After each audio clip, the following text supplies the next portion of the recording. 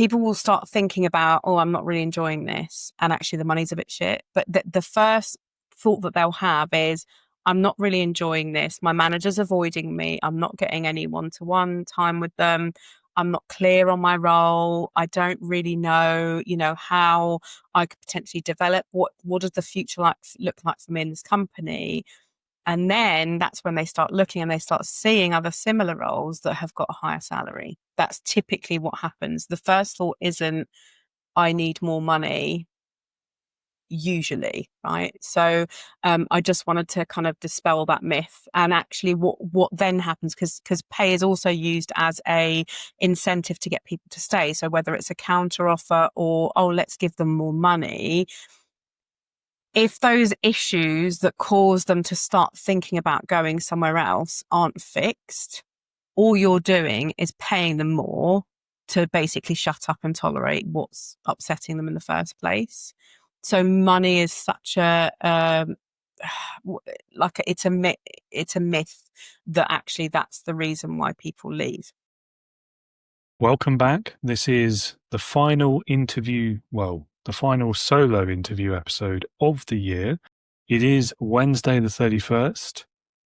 New Year is just around the corner, and I'm sneaking in one final episode before the New Year's special later this afternoon. So this morning, I'm talking to Maritsa Inglessis, the people keeper. Maritza is a staff retention expert. She has over 20 years experience in HR and working on people culture kind of roles. We'll be talking today about her experiences in the HR field, about what she does today, about what you can, could and should be doing to retain the people in your organization. So we'll be covering concepts like what causes high turnover, what are the symptoms, what are the deeper issues that may be there, how more proactive HR practices can reduce or remove that problem, why founders, leaders, business owners often struggle with these issues. We'll also cover things like difficult conversations, employee satisfaction, valuing your people,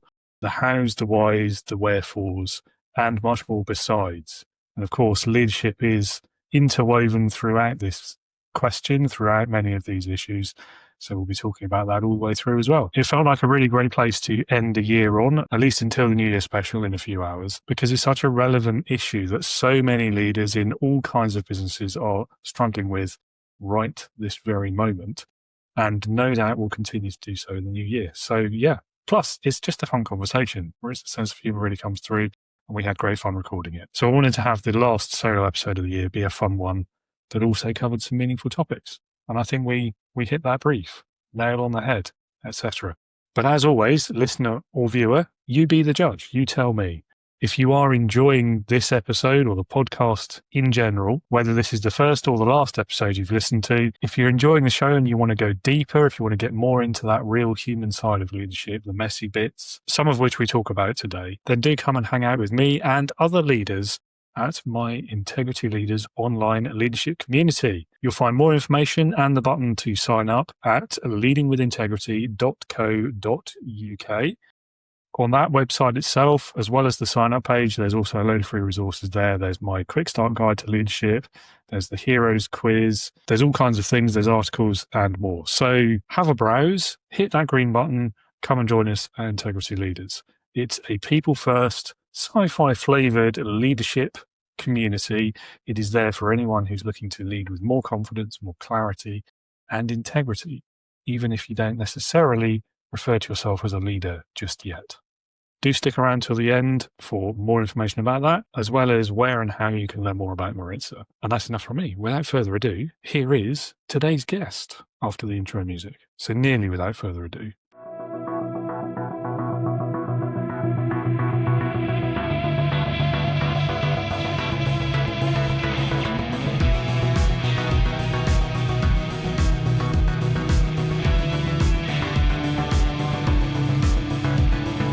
Welcome to the Leading with Integrity podcast.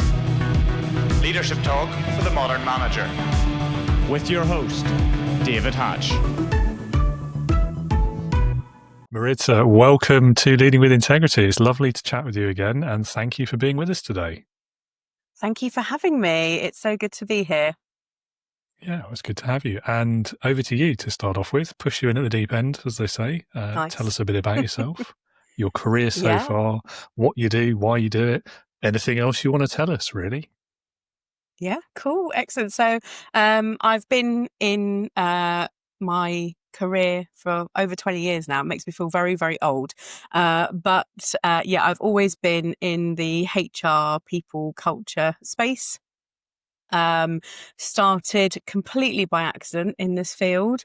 I got thrust into it by a university placement that I'm forever thankful for. I was put in the HR department. I remember reacting, "Ugh, what's that?" And now I actually love it. Well, even at the end of that year, I loved it, and I was like, "That's what I want to do for a job when I grow up." So yeah, I've been in that space for all that time. About 4.5 years ago, I set up my own business. So prior to that, I'd worked in some really large global organizations with thousands of employees. I've also worked in some much smaller organizations as well. And I did a little stint in the public sector that was super interesting. And then, yeah, 4.5 years ago, after my relocation out of the UK, I decided to set up my own business. Initially started as a HR consultancy, doing generalist HR and providing support to a number of different businesses. I did some contracting, but also some sort of more shorter term stints and support with some clients.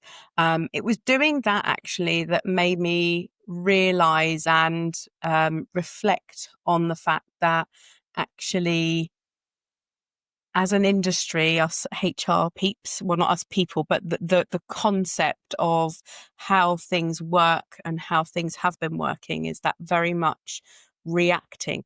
So something happens with an employee and, oh my God, we need to fix it. The sky's falling down, and so I can't remember how many times I've had conversations with people who say, oh yeah, we've got a poor performing employee, we need to exit them. Well, okay, what conversations have you had? Oh, none. Okay, so it's not really something that's just happened that's urgent. So, and I think unfortunately some of that is because of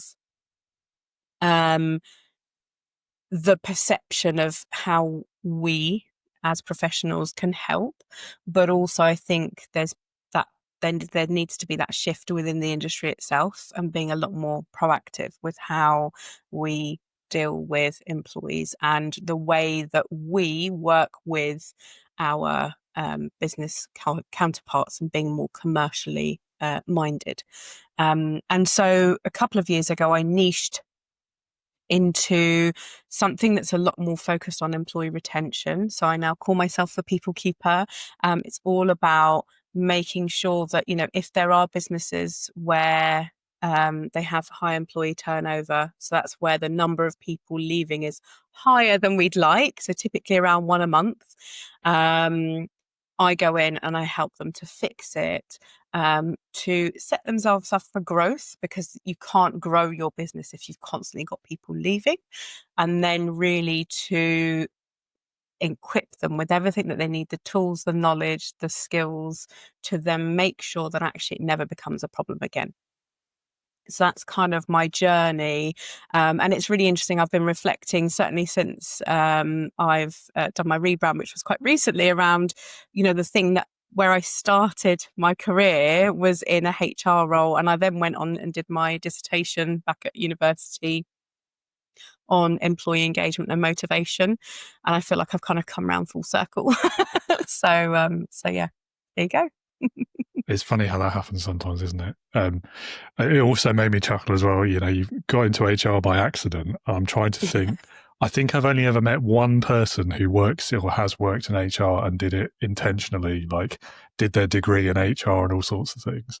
It seems to be one of those things that people kind of end up in. Fall into. Yeah, absolutely. Which yeah. I'm not sure and what now the lesson I'm is so there. grateful, but sorry, what was that? I said, I'm not sure what the lesson is there about HR as a role and the way it's perceived. Really interesting. And I'd be really interested to understand sort of what what demographic that population is that you're referring to as well, because I wonder whether it's changed over time. I know from my experience, it's gone. I was in HR back in the days when it was personnel to HR to people and culture. You know, there's been a lot of rebranding, let's say. Yeah, it's interesting. I was talking to someone about this not so long ago. Just the phrase human resources just in itself feels a little bit distasteful, doesn't it? And I much prefer Totally. people and culture. That's a way better way of talking about it. But the Yeah, emphasis as definitely. well, and I think a lot of people, particularly employees, can be quite naive about what they're actually there to do. And there's this whole thing, isn't there, you see on social media about who HR actually works for. Are they looking out for the employees or are they looking out for the business? Quite often it's probably a bit of both, isn't it? But at the end of the day, who's signing the paychecks is the question. Yeah, true. And there is always that thought, and there's always that balance of power. And I've seen it play out so many times, and it's why I am very, very particular in the sense that yes, I'm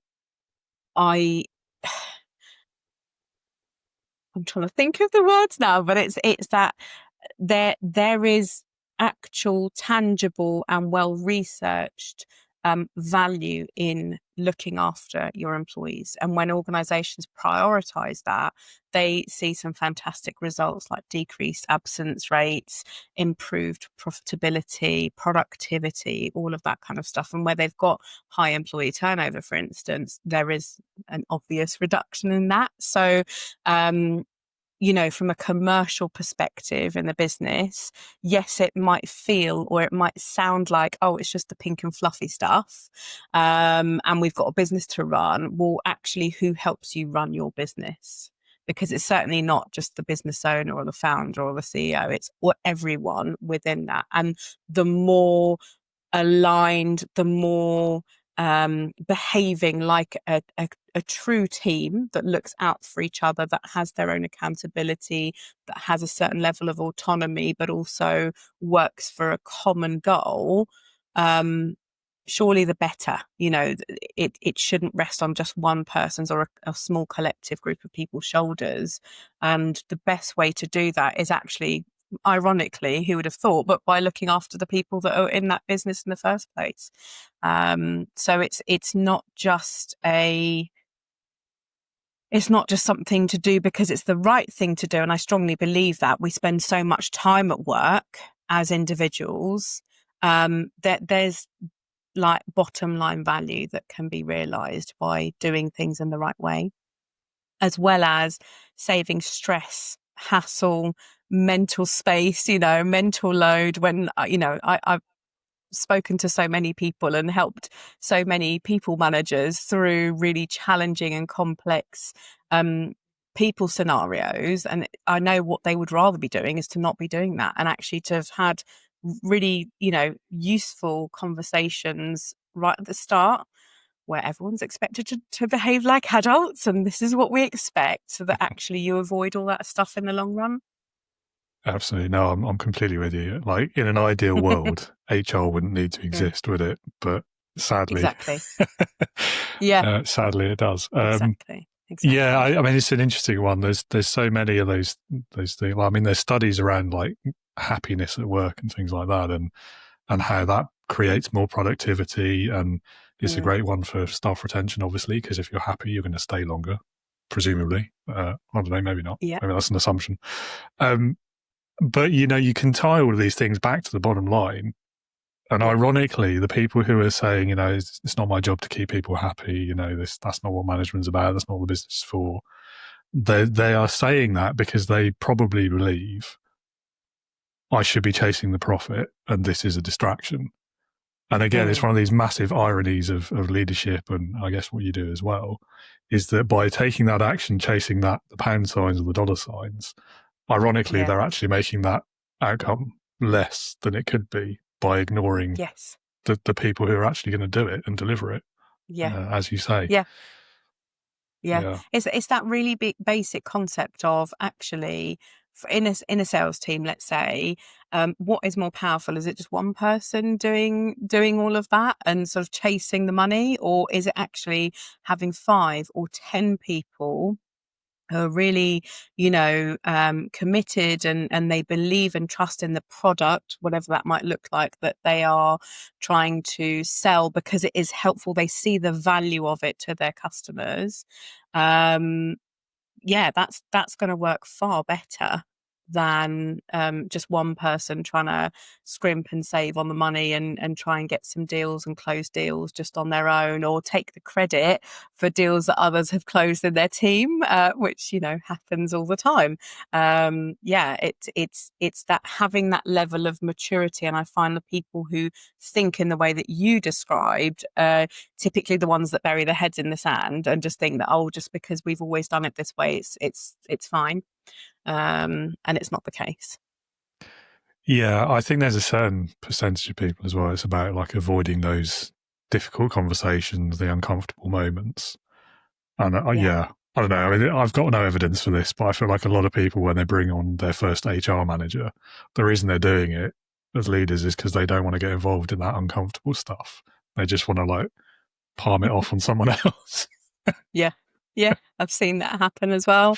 To the point where actually, I've worked with businesses where they were actively avoiding it, and that they thought that was the role that the HR person had, is that they would have the difficult conversations, or I would be having those difficult conversations for them. So there's a lot of re-education, and I do a lot of that with the clients who I work with, not because of their misunderstanding, but it's just that thing of, oftentimes, that because I work with founders and business owners, so between 10 and 50 employees, they're still in that role of, actually, I've built this, I still need to be involved. And they're so here with it that they can't see that actually, if they were to step back a little bit and continue doing that whilst building the capability of the rest of the team, that actually it means that their shoulders can drop a little bit, and it actually becomes much easier and actually a bit more enjoyable for them and for their people.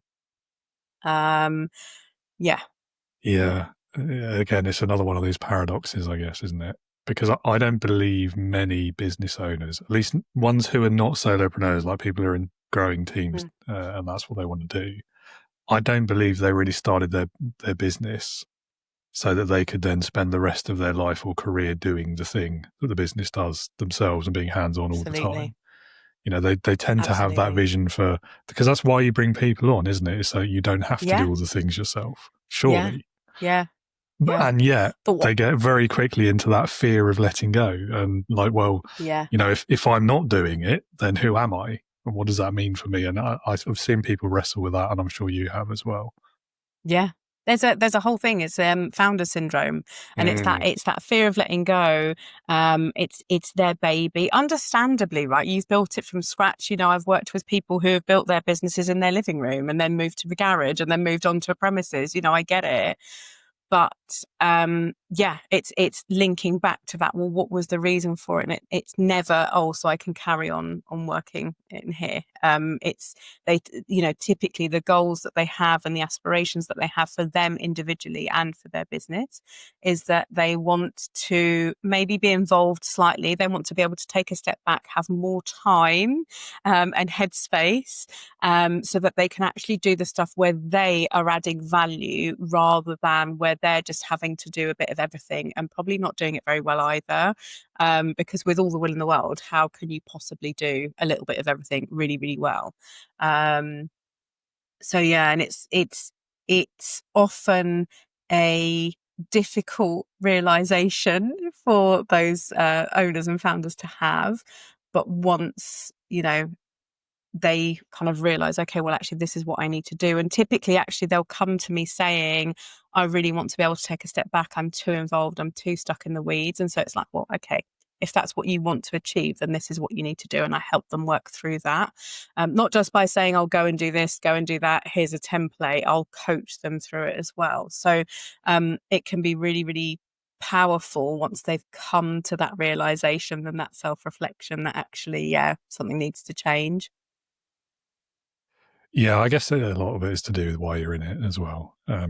Like you see it quite a lot in sort of the tech industry and the sort of the startup culture, and a lot of these sort of owner founder types are also the subject matter expert, and it was their idea, Mm. the product or the technology, they came up with it, they're the inventor as well. And I Yeah. can see that getting really quite difficult in the way we've talked about it, but also because those sort of people actually do want to keep doing the thing themselves, because that's what they've always done, that's what they love to do, that's why they started the business. And yeah, again, like there's an issue there that they'll face, because you want to keep doing it, but in order to do that, you need to make money from it. But in order to do that, you need to stop doing it, and it becomes this cyclical. And you can see why they get so het up about it. Definitely. And I think one of the things that it's endemic in let's call it the corporate world, so not in the sort of smaller businesses, it happens everywhere in those larger businesses, that people get promoted on that technical skill, so they become that they are that subject matter expert, whether it's because they've been there for a long time, they're really technically competent, and they're then promoted based on that skill. But then what you find, and what I've certainly found in the 20 years plus that I've been doing this kind of thing, is that they're not then supported to succeed as a manager or as a leader. So they're expected to lead a team, oftentimes being promoted from never having managed a team to managing a team of 10.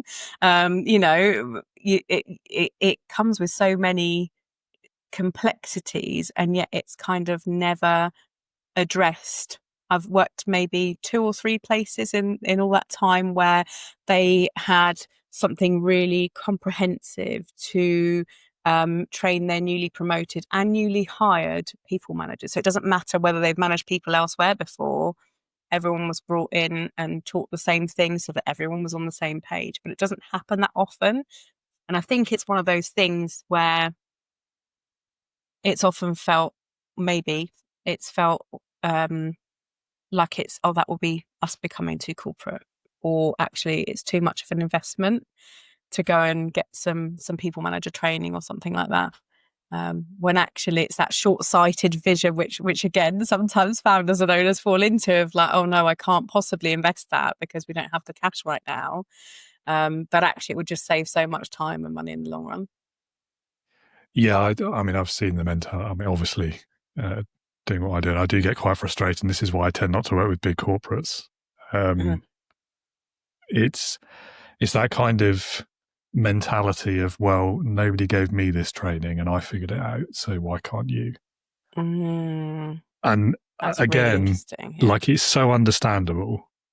I mean, I've thought that earlier in my career, I was that person, and I certainly worked for one.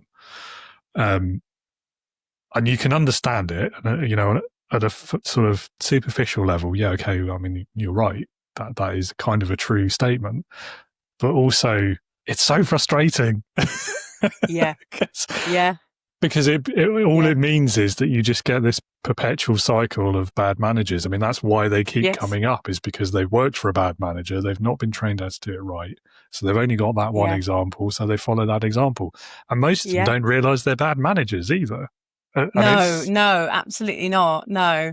I've had people say to me, I can't figure out what we're doing so wrong that's making us lose our people. And you then politely have to say, well, actually, let's have a look at how you do this and what you're doing.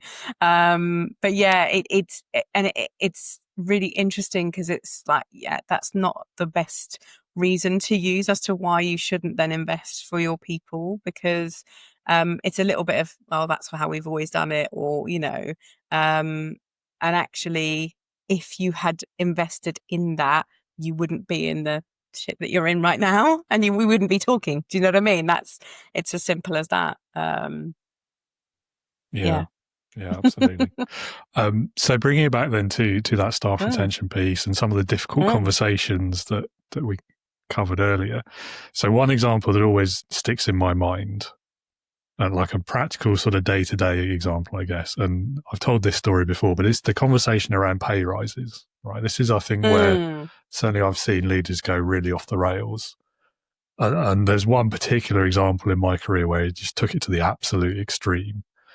So it's an uncomfortable conversation, especially if the business isn't in the position to offer the pay rise that the person wants. That's a really challenging one. That's probably HR will get that conversation, weren't they? 9 times out of 10, you're going to deal with it. The extreme example I had was he knew I wanted to talk about it. Yeah. So he didn't come to the office for 3 weeks. Whoa. That's insane. And when he finally did, he obviously hoped I'd forgotten, but I hadn't. What had happened was in those 3 weeks, I'd realised I was being avoided, wasn't responding to emails or messages about the subject, so I got increasingly angry. Yeah, too much. I don't blame you. I mean, it's an extreme example, but the point I think is if you avoid that difficult conversation, whether it's about pay or something else, it may feel like in the short term, great, don't have to deal with it, I can wash my hands of it. But all you're really doing is not just putting off the problem, you're making it worse. Because all that time people have to stew on it where you haven't dealt with it.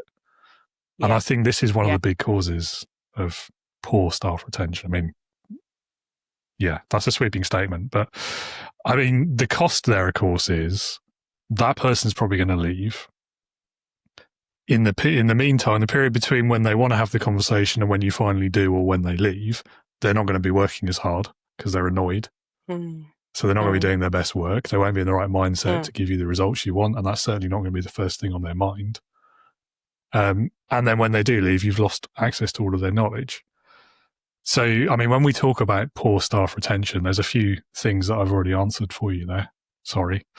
But what is like the real cost of this? I mean, it's more than just kind of knowledge and culture and kind of ill feeling, isn't it? Yeah. Before I answer that, I just want to come back to the topic of pay rises and the assumption that pay is a key reason why people leave. It's not. No, it that's might feel fair. that way. Yeah, because what happens is that typically people will start thinking about, oh, I'm not really enjoying this, and actually the money's a bit shit. But the first thought that they'll have is, I'm not really enjoying this. My manager's avoiding me. I'm not getting any one-to-one time with them. I'm not clear on my role. I don't really know, how I could potentially develop. What does the future look like for me in this company? And then that's when they start looking and they start seeing other similar roles that have got a higher salary. That's typically what happens. The first thought isn't, I need more money, usually, right? So I just wanted to kind of dispel that myth. And actually what then happens, because pay is also used as a incentive to get people to stay. So whether it's a counter offer or, oh, let's give them more money, if those issues that cause them to start thinking about going somewhere else aren't fixed, all you're doing is paying them more to basically shut up and tolerate what's upsetting them in the first place. So money is such it's a myth that actually that's the reason why people leave. I hear it a lot, and it's why I want to, and I posted about it actually this week on LinkedIn, that it's not what everyone thinks it is. No, you're absolutely right. You're absolutely right. Thank you for that. I may have been a bit confusing there. I was using it as an example of a difficult conversation, but you're completely right. Yeah, no, 100%. Totally agree with you. Yeah. And I would imagine that had you had the opportunity to have a discussion with your manager and have them say, look, actually, we're going through a really tough time at the moment in the business and we can't afford a pay rise. We can only afford X amount, or actually we can't afford anything at all. But, we've thought of something else that we can do, or, what have you. I would imagine, whilst it wouldn't have been the answer that you would have wanted to hear, you would have appreciated the honesty, I guess, right? Yeah, probably. So funnily enough, the bit of it I've talked about is avoidance. This was like at least 10 years ago now. So my memory's starting to fail me a little bit that far back. But interestingly, the bit I talked about earlier is pretty much the only part of that situation that I remember. Like, I don't remember whether I eventually got the pay rise. I certainly don't remember the conversation, if it ever happened. Yeah. But isn't that interesting though? Yeah. See, I find that fascinating, that how that was the thing that stuck in your mind. And I think this is one of the things, going on to cost, it's one of the things that employers don't ever think about. There is a word on the street, right? And if you were ever to, I know that people when they're going and applying for jobs and getting interviews with certain managers or what have you, they will go on LinkedIn and find the people who worked for that person and actually do a bit of their own referencing. And I think we don't, I don't think people think in that way or think that it happens, and it does. And actually all it takes is for you to go, actually, no, he avoided a conversation with me about my pay. Yes, it was 10 years ago, and yes, people might have changed. But if that's the sole thing in all of that time that's stuck in your mind, that reputation is following that person around. And the same thing happens with a business in general, but also those business leaders. It's not one of the biggest costs of high staff turnover, but it certainly is a cost. Things like Glassdoor exist. People will talk, and you can't necessarily put a price on that, but it's that reputational value and the sort of the NPS score of your employees and your previous employees as well, and whether they would recommend you. But yeah, sorry, I appreciate I've kind of jumped around a little bit. No, it's an interesting point. And yeah, I mean, that reputational piece as a business as well, not just as like the individual manager. Yeah, I don't know. I mean, I like to think of myself as someone who doesn't hold a grudge very long, but there are definite exceptions. And that particular manager is on that very short list. Yeah. But also, again, it's that thing of if it happened that somebody did come and approach you, and that would have been, say, 2 or 3 years ago, it'd have been even more recent. And you would have probably been quite honest with your feedback. You may have, I don't know how open and honest you would have felt like being, but the likelihood is that people will be, especially when it's like a more like a not a public channel, like, for example, a reference request or something like that, a formal one, where somebody's just connecting with you and asking for your honest opinion. You're probably going to be a bit more honest, so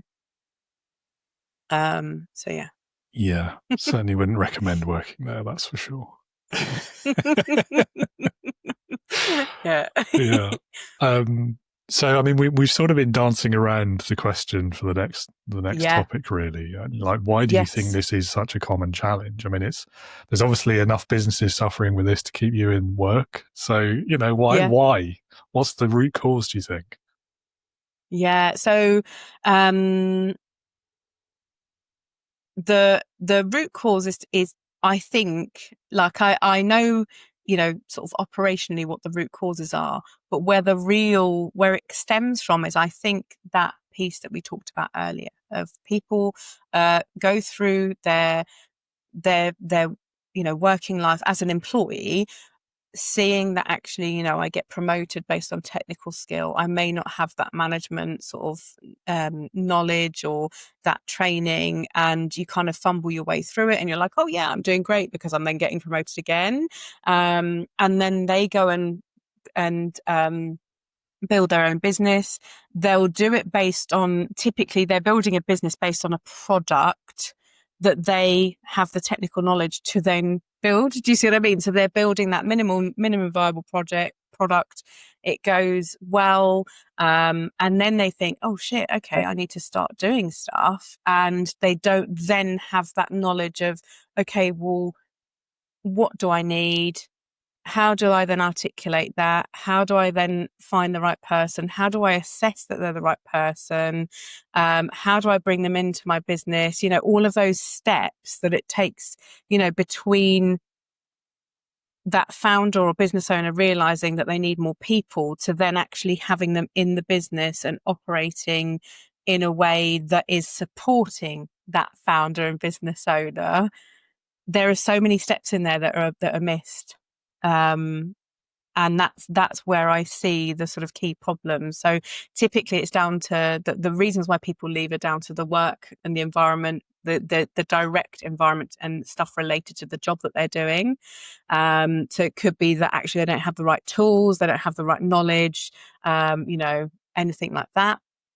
It's also down to things like the leadership and the culture in that business. Again, that comes from the top.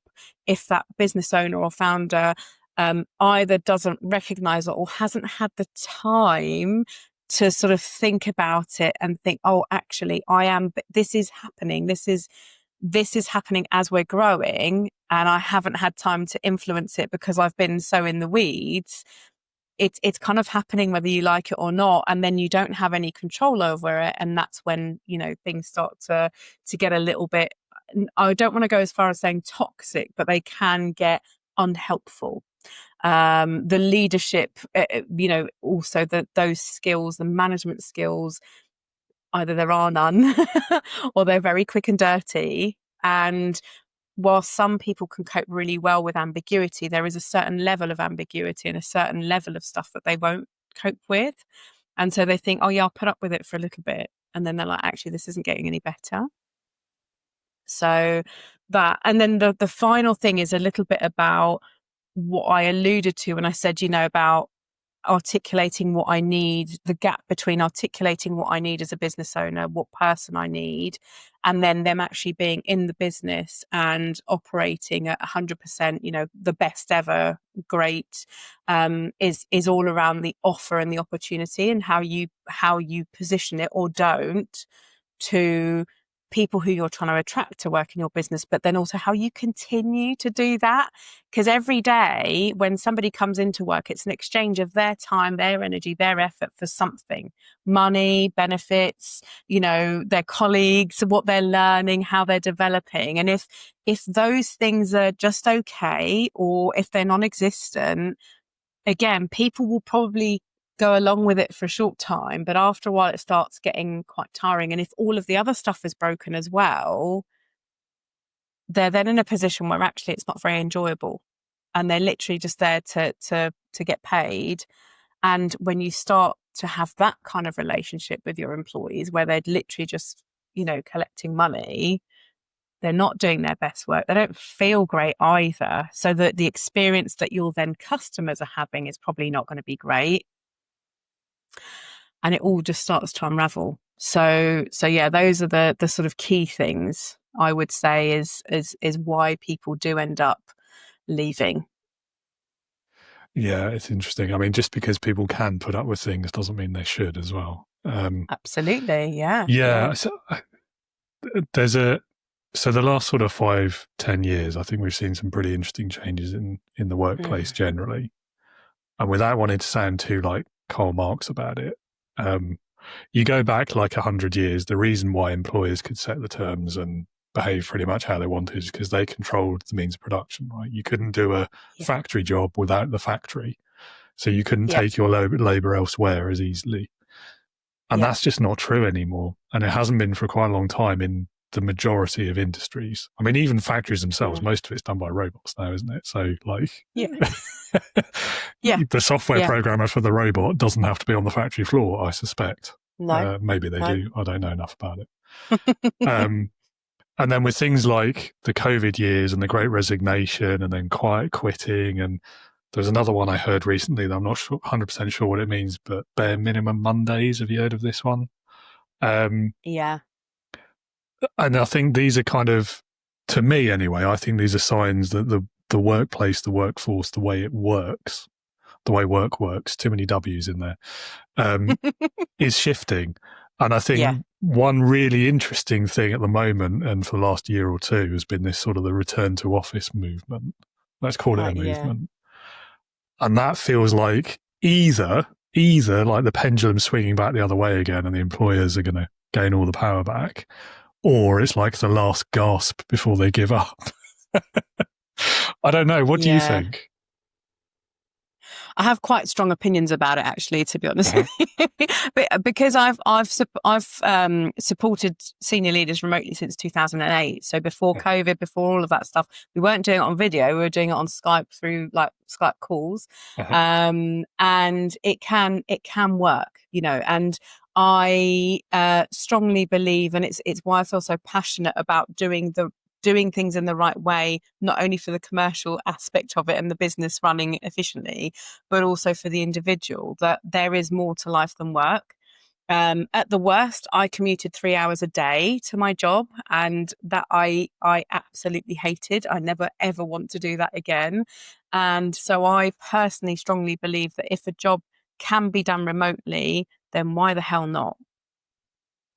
what needs to adapt. So the technology, our ability, to like the connectivity, internet, all of that stuff is there, and it has been there for a while. What hasn't shifted is leadership thinking, business CEO, that level of thinking. And it's a little bit of back in my day that there's undertones of that come out of, oh, well, people aren't productive when they're at home. Well, when people say that to me, my first question is, do they know what productive looks like? And usually it's a no. It's because working in an office, it's always about, who looks like they're working, what time are they arriving, what time are they leaving. That's the presenteeism thing. Yeah. It's never been around the actual value that person's delivering. And so that to me is just laziness of like the leadership capability and understanding hasn't shifted to accept and adapt to actually something that would make more sense from an employee perspective. It's just a bit of like burying a head in the sand, and coupled with and I've seen this happen. I've seen it happen with a business with office space in Canary Wharf. They signed a lease, when was it, 2018, for 10 years, and now the office is sat empty. And it's like there's this thing of not being able to let go of the fact that, oh, we've got this really expensive office space that's laying empty. Let's get everyone back in so that we're not wasting that money, when actually you'd have paid the money anyway. And actually, if you've got people who are more engaged in the work that they're doing, because, by the way, over 80% of employees globally are disengaged. So a very simple way of making people happier and more engaged in the work they're doing is to A, tell them what great looks like in their job so that they know they're doing a good job, and B, letting them do it from wherever they can in their home, so there's all of that. Yeah, so you can see I feel quite strongly about it. And I think rightly so. I'm saying that because I agree with you and I'm biased, but I agree with you. Like the leaders who say, it's about productivity, I think what they're really saying though, it's almost Freudian. Like they're telling you more about themselves than they are about the people who work for them. Because what I hear when they say that to me is, if I'm at home, I don't do any work. That's what they're really telling me. Yeah, is that as well. And so they think, because that's true for me, it's true for everyone else, which it absolutely isn't. I mean, COVID proved that, didn't it? I mean, all these businesses that stayed in business, it was because people worked really hard at home. They kept the doors open for you when a lot of companies collapsed. Companies that were face-to-face and maybe didn't get as much government support, perhaps. It is a funny one. And I think it is a failure of leadership. I think those people those leaders who are insisting on back to the office, and they talk about, the other one I hear quite a lot is, it's the culture. It's just not the same when we're remote. Again, I mean, two things. One, force people back to a place they don't want to be. What impact is that going to have on your culture? That's going to really help your culture. Yeah. And two, if culture is really important to you, make it so great that people want to come to the office. And then your problem's solved anyway, isn't it? But they don't think that way. Yeah, but also there's nothing to say that you can't still have that great culture because you're not all in the same room together. Like 100%. You just need to adapt how you build that, and what values and what behaviors you are modeling as a leader in your business. That means that actually, I love how they do their work. And it's that adaptation piece that I think there's a bit of laziness and a bit of, like I said, back in my day, we're going to do the same thing that we've always done. And I rely on, standing up and seeing at the desk opposite me who's there, just that needs to change, because actually, and it's a very similar argument that I get with that I get really het up about, is about the whole, Gen Z don't want to work. And it's like, okay, well, that may be true, but actually, is it that you need to adapt, that this is the new generation that's coming into the workforce, and whether you like it or not, just saying that they don't like to work isn't going to help you or them. So which is it? If more people want to work from home, if more people want, not necessarily work from home, flexibility, because actually some people still enjoy going back to the office and they don't have to commute 3 hours, or if they're doing it once a week, it's not as bad. It's not saying, I'm not by any means saying working from home or working remotely is the only way to go. The important thing is to know what works best for your people and to be able to accommodate that, not only from a logistics perspective, but also from a management and leadership perspective. That's going to give you the best outcome. But simply saying, "Oh, people don't work from home, and we need to have them back in the office," that's not listening to what actually would work better for them. And of course, people is going to get their backs up. Yeah, 100%. The Gen Z thing annoys me as well. As a millennial who got tarred with that brush not that long ago myself, Yeah. It's just, again, it's lazy thinking. And those same people, like if I turn around to them and say, well, you boomers, you don't understand technology, what do you know? They get really upset and offended by that, rightfully so. So, it goes both ways. And, whether it's a generational thing, whether it's a remote versus hybrid versus in office, or, any other like demographics you could define, I always try to resist putting people in groups or assigning motives or behavior to them based on what group they're in, because it's lazy thinking and it's not really leadership. And I think what it really comes down to here is it's the kind of the difference between control versus actually leadership, because control isn't leading. It's, you're using your position of power over the purse strings and people's paychecks to impose your will on them. That's not leadership. And I think people get very confused. I'd argue also it's not really very good management either. But yeah, I think that one is more of an argument, isn't it, rather than just a black and white yes no. I think talking to your what you were saying about the balance of power, I think what has been forgotten and what I don't see happening as often, or perhaps just paying lip service to, is what I mentioned. It's that thing of like, your people will tell you what they want and what they need. And your role as a leader or a business owner isn't to say, yes, jump, how high, or yes, I want a 20 grand pay rise. Sure, let's do that. It's not about that. It's about listening to understand, rather than just giving that person a space to talk into the void. But also, like, where is that coming from? Like, what's happening? Why is it that, you want to work from home? Why is it that you want to work in the office? What would work better for you? I see so often, it's a smaller business thing, but even with larger businesses, it's that thing of one size is going to fit all. Now there's the danger of obviously trying to appeal to everyone, and that can become very, very expensive, and that's not what I'm suggesting at all. But a simple thing, one of the things that I see is that a business owner will try and put in things like private medical insurance as a way of preventing people from leaving, because it's like, oh, maybe this will stop it. It won't, by the way. But they do it without even thinking or understanding whether it's something that's needed, that whether it will be used, and whether it's actually going to be beneficial for people. But it's their perception of what they think is going to work, or they think their people want. And that's where, because you're making assumptions, aren't you, based on either a whole generation of people, or because of a demographic or what have you. But actually just stripping it all back and just very simply speaking to people, understanding what's frustrating them, what's working well, what would they need more of, what would make their job fantastic.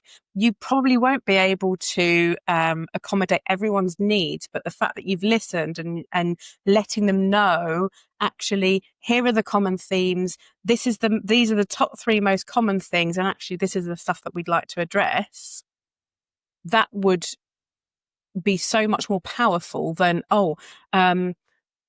here's private medical insurance for you. Yeah. I think the other Yeah. one that we probably all fall into really easily as well is it's that kind of self-bias, isn't it? Like, if it were me, this is what I would want, therefore that's what I'll do for everyone. Yeah. And there was quite I can't remember, it was one of the big tech firms, it might have been Apple or somebody like that, but in the kind of the period where COVID was coming to the end and lockdowns were going away, they actually got in a bit of trouble with their employees for the opposite reason. Rather than insisting everyone back to the office, they tried to impose hybrid working, but they didn't consult. And so everyone was like, well, hang on, no, 3 days or 4 days doesn't work for me. I'd like this many in the office. And so they faced pushback, even though they probably thought we're doing the right thing by people. This is what everyone wants. But they maybe hadn't actually asked that question. So it's not just the return to office. Like, we shouldn't be too hard on those guys alone. No, like it's no, true. Okay. But it is like that. I think the basic thing that we're both trying to say is that, like, making those assumptions and just thinking that you're doing the right thing may not always be the right thing. Yeah. And oftentimes the best thing to do is just to have open and honest discussions about it. Again, it comes back to those different conversations, because sometimes from honest and open discussions, you get feedback that you may not be ready to hear, or may not be expecting. Yeah. So there's that level of maturity from the person who's doing that as well. But absolutely, yeah. No, you've got to know your people if you're going to be effective as a leader. If you're going to make the decisions that result in the outcomes you want, and you're not going to know people if you don't ask them questions and talk to them occasionally. No, exactly. And so you can see why the whole argument around technical skill, and that being promoted on technical skill is yes, okay, that's great, because people will ask you questions about something quite complex that they need some support or some advice or some guidance on, fine. But actually the majority, when you move into a manager role, the majority of your work then becomes about that management rather than the doing, like you said. And so it's just such an important part of management and leadership, and it's just sorely like lacking, training and sort of education around it. Yeah, although I have to say, I find it quite funny, because when we're talking about this, that's sort of the accidental manager phenomenon, they're promoted for technical skill, that sort of thing. The example I hear most frequently is salespeople. They're promoted to sales manager, they're not trained how to manage or lead salespeople. But you're right, it's all about the people. And the reason I find this funny is the great salespeople, isn't their job just talking to people and understanding their needs? Like, how is that different? So why is that the classic example? Yeah. Anyway. Yeah. I realised you had asked me a question about the cost, and it's something that I think that I didn't really answer, because I just talked about the reputational cost. We talked about the soft costs, I guess, didn't we? Yeah. Like, I wanted to revisit that, if that's okay, just because it's something that often when I'm working with my clients, it shocks them. Because it doesn't appear on a profit and loss sheet or a profit and loss account or a balance sheet or anywhere financially. And it's actually quite difficult to calculate, because it's dependent on so many different things. It's the amount of time that you and your team spend interviewing, per interview, per per hour, hourly rate, all of those things. It's the recruiter cost if you go and work with the recruiters. There's so many different things and so many different variables that make it quite hard to put an exact figure on it. But what the general consensus is on cost when you're losing somebody to high employee turnover, i.e. when it's a preventable loss, it can cost anything between 3 months salary to 24 months, so 2 years of that person's salary.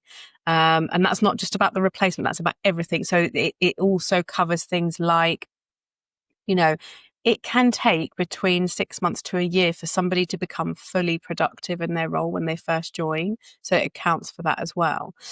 And you might think 2 years is ridiculous, but when you've got somebody who's quite senior, who's perhaps joining as a CTO or, a sort of quite technically complex and quite senior role, you can understand why actually it can cost up to 2 years of their salary to that's what that cost is. I typically say it's around 6 months if you are basing it at the average UK salary of about 35k. Because of that level role, it's typically going to be sort of not that senior. But yeah, if you're losing one person a month and it's costing 6 months at 35k, that's 17 and a half, I think, roughly per loss. So you're looking well into the 6 figures, per year that it's costing you. I'll never forget, I worked with a client. They were very small. They're only 4 people, but they had lost 4 people, not the same roles, in the preceding year. When I explained that was about 75k based on the average salaries, and they nearly fell off their chair. And because for a business that's small, they weren't turning over as much. That's a significant chunk of money. Yeah. So, it's scary when you start to add it up. But yeah, it's like I say, it's scary because it's so unknown. So yeah. Yeah, I mean, it's the productivity one you feel like might be relatively easy to calculate, but the rest of it maybe not. I don't know. I guess it depends on the business and what it does and how easily you can attribute time and productivity to money. Yeah.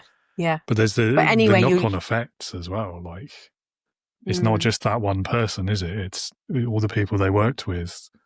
They either maybe it could be a net. Extra work? Like if they weren't well liked, maybe it's a gain. I don't know. But yeah, it might be a gain on the personal side, but that person's work isn't being done while that position's vacant. True. And who's doing it? Yeah. And do you pay? People are having to pick up that slack. Do they get paid overtime? Do they get paid time in lieu, or what's the trade-off? Because giving them an extra 25% worth of another role's work is probably not going to land very well. So that there's a cost there as well, because it's not only the financial cost, that other person's going to be quite pissed off that it keeps on happening as well, because that's the thing. It's that sort of it's the problem vacancies, isn't it? That mean that actually that the department, the business, the team, whatever level it's happening at, can't get stable, and so there's constant flux. And it's like ripples. It starts affecting others. So one of the reasons that people will leave is because they see that lack of stability. Well, yeah. Or they're 2 or 3 people down the chain and they've got 4 people's worth of work now. And yeah. It's the customers see it as well. Oh yeah, 100%. I was speaking to Ellen last month. Who are you? And then the month before that it was George or whatever. That they want that continuity, and if people are constantly leaving, they're not getting it. Yeah. No, it's the snowball turning into an avalanche, isn't it?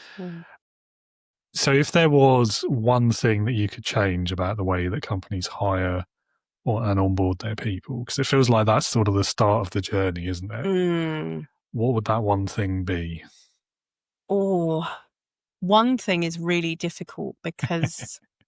You can have 3 if you like. It's so multifaceted. I'll go for one. And I would say you might think, oh God, that's so obvious, but it's communication. Because it's communicating and articulating what it is that, when they're hiring, what is it that I need? And it's not just a shopping list of what that person does. It's like, okay, well, why is that important? Why should that person come? Why should I leave my current job and come and work for you, Joe Vlogs? And what does great look like? All of those things. So being, and this is where a lot of business owners fall down, is that they don't do that. They'll just, I've seen it happen. They'll put a job description from ChatGPT, and which is really generic and created in a vacuum, and then they wonder why 3 months down the line their new sales account exec isn't working out. But communication, literally from the minute that you articulate what you need in your own head, but then also what you communicate externally that you need, because articulating what you need as the job description, the advert is something different because the advert is what you're using to attract. You've then got the whole interview process, communicating with them, with applicants and candidates what to expect, whether they've not been successful. So many people don't get that rejection email. And, whilst you might not be able to give tons and tons of feedback, just knowing actually I've not been successful is just a really simple thing that can mean a lot to people. And then with the interview process, telling people, okay, we're going to go through 3-4 stages. This is who you're going to meet. This is what we expect. We'll communicate with you. We'll book in this time, just thinking about and anticipating questions and then communicating based on those questions that people might have. And again, once they've been successful, they've been offered the job, explaining what does that look like, their contract, when you want them to start, where you want them to start. The worst thing is like remote first businesses. You don't have an office to go to. You can't sit somebody with reception and give them a coffee for half an hour because you're late. You've got to be there. They need to know where that there is. And again, setting the expectations, communicating what does great look like in your role? How do you know you're doing a good job? How do we work here if we're remote first? How do we communicate? All of those things. I think, communication, that's the one thing. And it's not, we're communicating now, right? And I'm sure some business owners and founders and leaders are probably saying, well, I can communicate fine. You might think so, but actually you're not communicating for you. You're communicating for someone else to understand. And so that flip of what questions might they have? What concerns might they have? What do they need to know? How do I explain that to them? What methods do we, all of that stuff around communication is there's often so many gaps around it. And that's where you get misunderstandings, you get people doubling up. So two people doing part of the same job and not knowing, and then you're basically losing productivity there, or things falling through the gaps, all of that stuff. Yeah.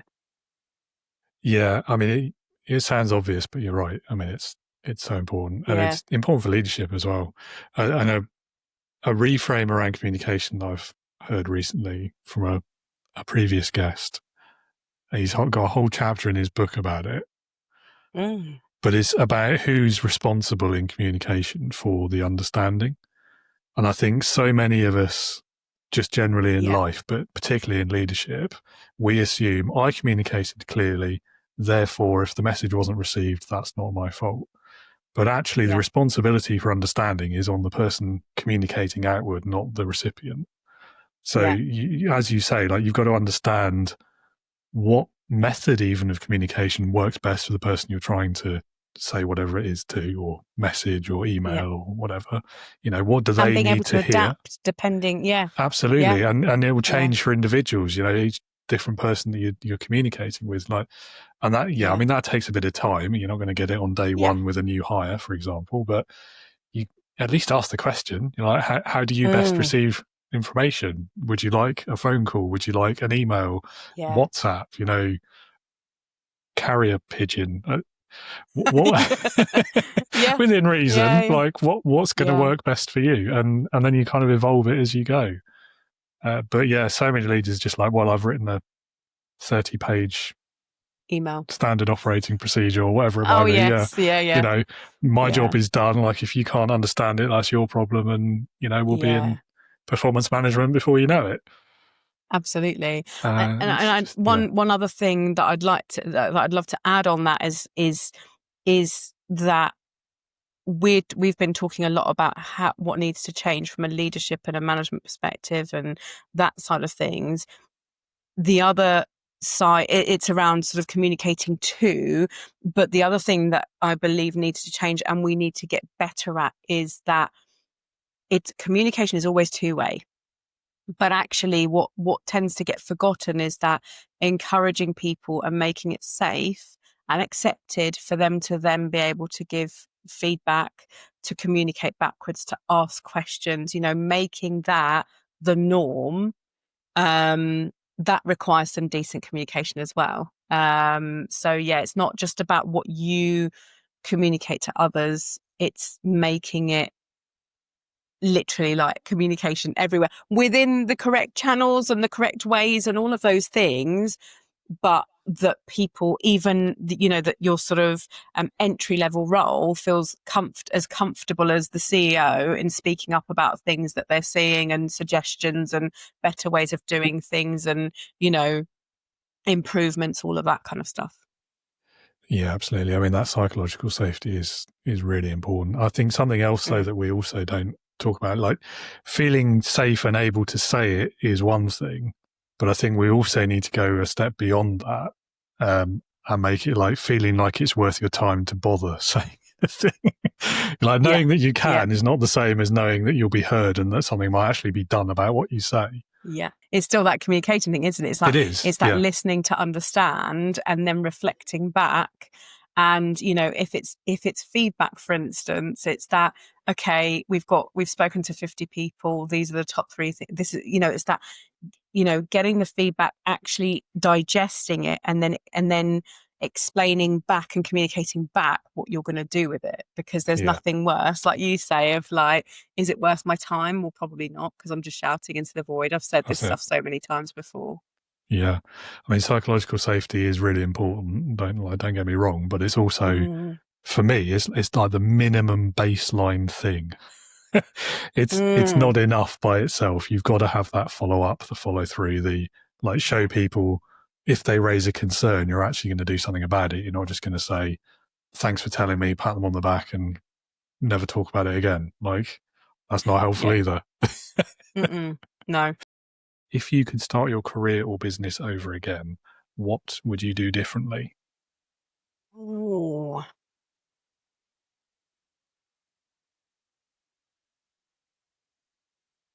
That's a really interesting question. I think one of the things is like, and I'd say this with the knowledge of hindsight and what I know now. What I know now is obviously what I didn't know 10, 12, 15 years ago, but it's that thing of slowing down a little bit and not exactly what I'm kind of helping my clients do, is not being here with all of the stuff that I've got to do, but and that is a very real reality of getting, and I would imagine everyone experiences this, you're getting stuck in the day to day and the stuff that you need to do, and you need to get off your plate really quickly because other people are waiting for you, versus that stuff that, not necessarily that you've got tasks that are more bigger picture, but it's that, where does this fit in? And just reminding and checking back, where does this fit in and how is this done? That kind of thing is what I'd probably do a little bit differently. A great lesson for either like people who are actually working jobs and employed and solopreneurs and business owners. It's like a universal lesson, isn't it? Because solopreneurs are so bad for it. Like, I'm really bad at it. Oh yeah. Not even every week, every day, every hour, probably I'll be doing something because I know it needs to be done soonish, but it's in front of me, so I'm going to do it. And it stops me from thinking about the more difficult thing of like the next 6 month strategy or whatever. But that's more difficult for me. So I'm going to focus on this podcast episode instead. We'll do this. Good. I can do that. Great. Yeah, absolutely. And I think with that, it's that thing of your to-do list will never end. So it's like, it's just thinking of, okay, yes, this needs to be done, but actually, does it all need to be done now? That's the other thing, because I think we can all get under pressure with to-do lists or just knowing that we've got tasks to complete. But actually, really, if I don't get this done today and I do it tomorrow or maybe even on Monday, will it be all right? In the grand, as long as I've communicated. If there's somebody waiting on it, can I just communicate and say, look, I need a bit more time? Yeah, to-do lists are dangerous. They're addictive, are. aren't they? Like that little endorphin bump when you tick something off. Yeah. Oh man. Yeah. I don't have a I'm problem. trying really hard to be really realistic with the time, the deadline that I give myself, actually. Yeah. I have to say, actually, I'm a lot better with that than I used to be. I think working by myself and for Same. myself has made me a lot, I don't know about you, but it's made me a lot better, a lot more relaxed about things and more able to say, okay, the house isn't going to fall down if I don't do that today. It can wait till next week. Yeah. Yeah. I don't know what Agree. that says about me, Yeah. that when I was employed, I was way more like, what's the word? Anal about that sort of stuff, I suppose. I don't think it's that you're anal. I think I would say it links back to that pressure that every employee feels around like performance and things like that. And a little bit around maybe the environment that we worked in, of that, you know, one of my managers, who I still speak to now, she's lovely. She suggested to me that, you know, I've got these, you know, I've got these 3 tasks. They're all a priority. I can only work on one of them realistically, and probably only finish the other one by the end of the week or whatever it is. Which one do you want me to drop? Which, you know, it's that thing of being okay. And again, it goes back to the communication piece, right? Which bit do you want me to focus on? Which is the most important? Because I can't do all of them. And making that okay. You know, I think, thinking back in my career, I probably didn't feel confident enough to say that, because the environment's that corporate, you know, or a larger business, or even a smaller business, you just don't feel that, you know, you've got that, I guess, agency to be able to then say that. Yeah. No, the autonomy, which is as well, why things need to change, because then you get things like stress, you know, and anxiety and all of that stuff. So yeah. Yeah. I think it's a fundamental thing, isn't it? About if you're leading people, if you're managing people, do you actually care about them as people? Because when taking the opposite side of that scenario you've just described, like that, and I'm not going to put blame on anyone's specific doorstep, but I can see a scenario where the manager's response to that will be, well, you just have to work extra hours until it's done. No, I'm not going to pay you anymore. And that happens in a lot of workplaces, some sort, whether it's implied or not. Does.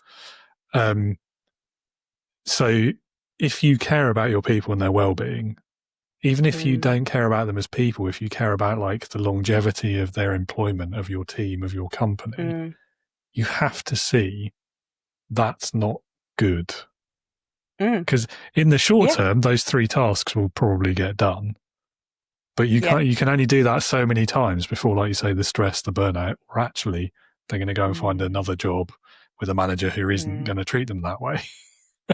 Yeah. And especially it's that context as well, you know, if that person is always, and again, I'm not talking about clock watching here, because that doesn't necessarily mean, like, it doesn't equal productivity. Agreed. But if you know that person is flat out, if they are coming in early, leaving a bit later, working through their lunch, then saying, well, I don't care that it needs to be done anyway, when they're already doing extra, that's really tone deaf. So it's that, it goes back to that care that you were saying of, you know,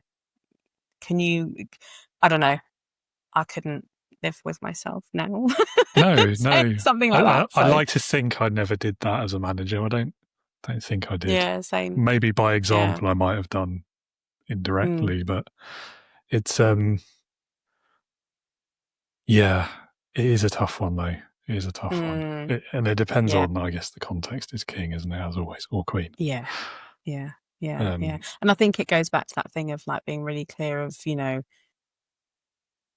what is the output, what is the productivity, you know, is it completing these tasks, is it, you know, and being clear on what's really needed, you know, because we might have a deadline of X, but actually, is that realistic, firstly? But secondly, is it really needed? Is the sky going to fall down, like you say? Like, you know, if it's not there.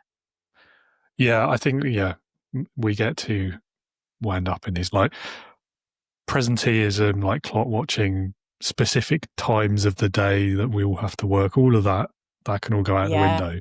And for me, frankly, like, so can productivity. I don't think that's a relevant thing for a leader or manager to be worrying about. I think you've only really got two things when it comes to this sort of context. It's your people and the output. And then that interaction, that conversation really should be about, like, the traditional is, you need money from me, therefore I need you to do this number of tasks for these amount of hours.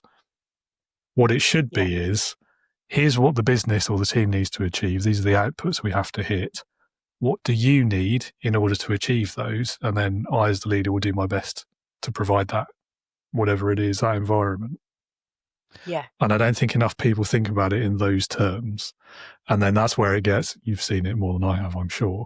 That's where it gets into these confrontational, difficult conversations, and there's mismatches and stress and burnout and disengaged people and leaving people and all these other problems.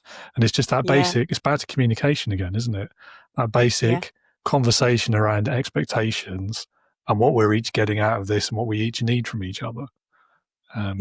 Absolutely. And I think you hit the nail on the head there, talking about the business objectives, goals, vision. I think, and I've seen it so often, that I talked about job descriptions, but it's always the generic stuff of like, oh, this is what, in my world, this is what a HR manager does, or this is what a HR administrator does, or this is what this role does, or whatever. And it's that not necessarily a shopping list, but you can bet that there'll be similar things on there, which, fine. Yes, of course, that's kind of how the world works and how business works. But actually, if you are able to add more stuff in there around, okay, well, how does that then help the business reach its goals? Or what responsibility will I have? And how will I contribute to that? And it's that context. It's not just about doing you need to do this every day. It's this is what we want to achieve. And this is why we need someone with X, Y, Z skills who can do all of this other stuff, because we know what marketing is, or we know what sales is, or like finance, or whatever it is. But actually we want to be known for X, Y, Z, and we need people who can then work on that's it's far more engaging for someone to see and go, oh yeah, I'm really excited about this. I think I'd fit. And B, it's a lot more, you've got that context, and you know that actually this is the difference that I'm making, and it's not just going to be about process, payroll, chase debtors, or whatever. Do you know what I mean? It's not just going to be about that. I don't want to say I have a problem with, but I'm not a fan of job descriptions generally. Like, the few times I've been involved in like writing them and the hiring processes, what happened was 10 years ago, somebody wrote the first one. They didn't really know what they were doing. They did the best job they could with what they had.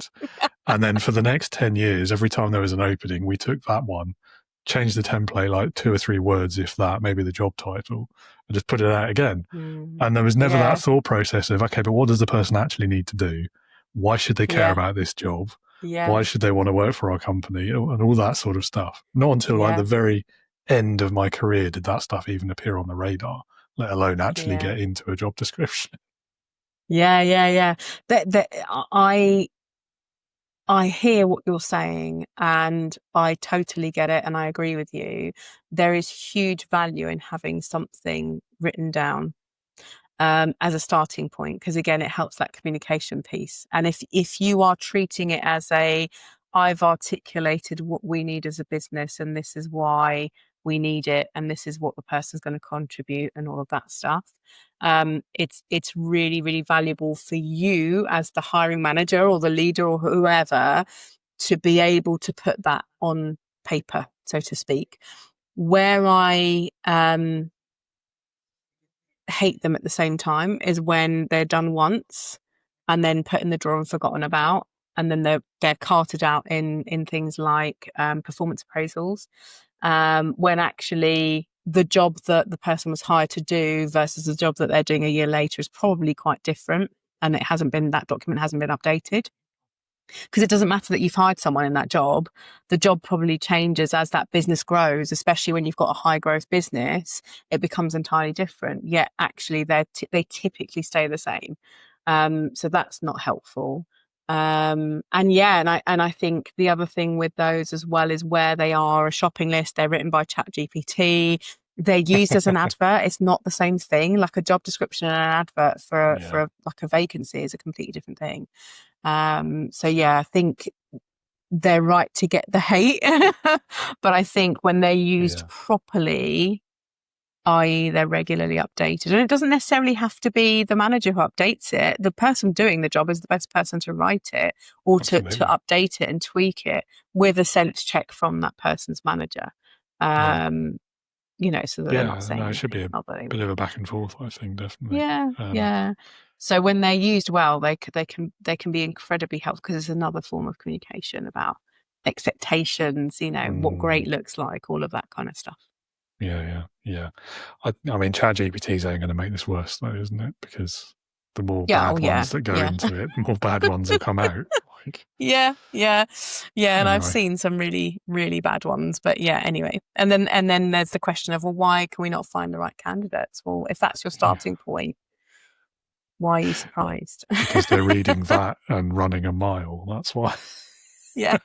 No, I'm kind of glad I don't have to read them anymore, to be honest. Like, I'm not sad about that. The other thing, sorry, that I didn't mention as well, that like super pisses me off about job descriptions, or that in general, that communication about what that role is when, and it's happened to me, not me personally, but I've seen hiring managers do it because they're so desperate to get a bum on a seat, is that they'll big up the job and they'll sell a dream. And then as soon as somebody gets in, within about a month, 2 months, they're like, hang on a minute. This is not what I was expecting. Yeah.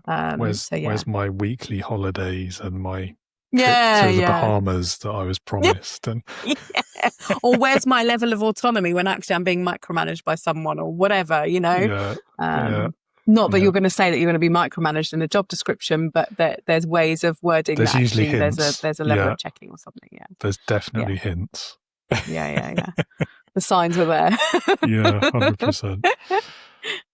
Cool. Okay, last question. Cool, yes. Sorry, I waffle. That's all right. No, it's good conversation. So this one is Leadership Heroes. Leadership Heroes. So if you had to pick one person, but it could be literally anyone you could think of, so they could be alive or dead, past or present, real or fictitious, but someone who, in your opinion, would perfectly embody leadership, who would that be and why? Oh my goodness. This is a really tough question. I'm going to struggle with this one.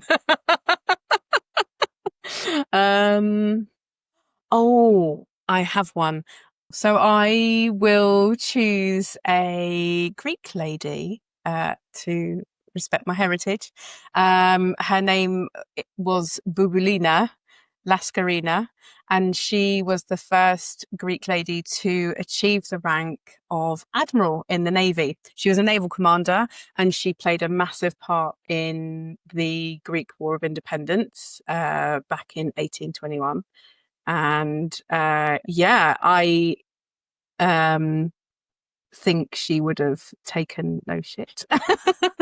And just basically to be able to achieve that rank in a country that I still see is so patriarchal. She would have had to fight through a lot, literally in the war anyway, but also just all of that other stuff that comes with it. And she was incredibly successful. She's we learn about her at school here in Greece, and so she's the person who I would say is an inspirational leader. Nice. Well, fair to say no one's chosen her before as well, so bonus points. Happy to be the first. Yeah. No, it's nice to have that sort of the historical and cultural connection as well. So yeah, lovely. Yeah. Good Cool. pick. Thank you. Cool. Well, Maritza, we're more than out of time, really. We've overrun, which is Yeah, we've always a talked good for sign, ages. I It's good. think. Yeah. So thank you again so much for being with us. And Thank you for last thing having I'll me. ask you, if anyone needs help keeping their people, where can they go to learn Yes. more about you? Yeah, go to my website, thepeoplekeeper.com, keeping it simple. You can get in contact with me there. But also, if you're just looking for some hints and tips that are actionable that you can go away and do straight away, I've got some templates and things up there as well. Take a look. There's a resources and learning section. So, yeah, lots of stuff on there. Very cool. And I'll pop that link in the show notes so everyone finds it easily. Perfect. Lovely. Well, that's more than we've got time for. Thank you again so much and have a great rest of your day. Thanks, you too. Maritza, thank you again so much for your time today. I really enjoyed recording that. I think we had a great time. I hope Maritza did as well. Listener, viewer, I hope you did also. Hope if you are in that leadership position, if you are struggling with things like staff retention or how to hire and keep those best people in your organization, in your team, or in your business, then I hope you found that useful. If you did, do drop us a review and let me know, or a star rating, whatever it is on whichever platform it is that you're listening. Take that option if you enjoyed it. Let us know. If you want to learn more about Maritza, do visit her website. That link is down there in the show notes. Click on it, go to the website, learn all the things, and also admire her excellent new branding that she did last year, The People Keeper. You've got to love it. And if you're listening today because leadership is a bit more challenging than you expected it to be, perhaps you are that first-time manager or first-time business owner, and you're finding leadership more of a struggle, heavier than you expected, more challenging, more difficult conversations than you thought you'd have to have when you went into it. Or perhaps you're just suddenly responsible for people and you didn't necessarily plan that or expect it to happen. Then you are exactly the kind of person that Integrity Leaders is built for. It is a community for new, first-time and struggling leaders.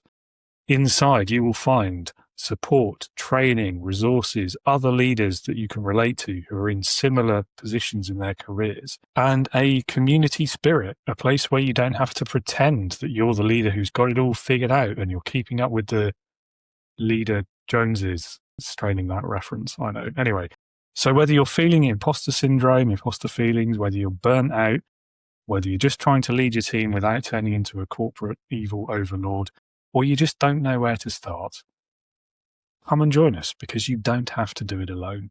Click the link, it's in the show notes, it's on the screen. Head to leadingwithintegrity.co.uk and join up today. Hit that big green button on the homepage. Or if you would like to talk it through first, entirely reasonable thing to do, message me on LinkedIn because genuinely I would love to hear the challenges you're navigating, your experiences of leadership so far, and just talk about leadership really. Whether or not you then ultimately decide to join, doesn't matter. I'm happy to have that conversation either way. I'm eager, in fact. So whatever stage of your leadership voyage you are currently at, there is a seat for you at the Integrity Leaders table aboard the Starship Integrity in that briefing room. And I hope to see you there very soon.